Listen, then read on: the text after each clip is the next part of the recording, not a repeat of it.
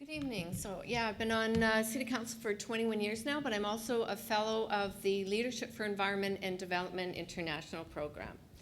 So there are two major things standing in the way of sustainability that absolutely must change. And one is the conversation, which always ends up into a fight between the environment and the economy, and social issues are left out of the conversation or largely ignored. Yet the three of them are supposed to get equal consideration, and that is not happening, hence the rise in homelessness, unaffordable housing, health crisis, and many others that we've heard of already tonight.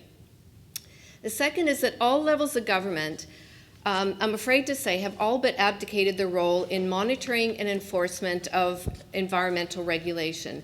They've slashed the staff and budgets to such a degree that they mainly rely on voluntary compliance and the public monitoring and reporting. So you can have the best laws in the world, but if you aren't monitoring and enforcing them, they're completely useless. Now, they said it was to remove red tape, but the result is that they've created an unlevel playing field, and they've only actually assisted the unethical operations to get away with polluting more, and they've made it way more difficult for the ones who truly want to operate responsibility to compete economically. So this isn't just happening in Canada. I was at an international sustainability conference called Globe, I don't know if you've heard of it, a few years back, and a business owner, not from Canada, asked a question of a panel of ministers of the environment from the UK, Canada, and the US, who'd been bragging about their wonderful environmental policies and laws.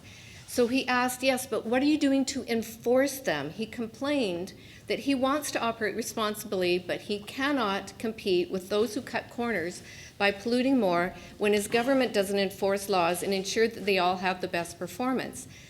Not one of those ministers answered his question. They just kept bragging about the laws, even though they were asked several times, and they couldn't because it's unfortunately not really happening.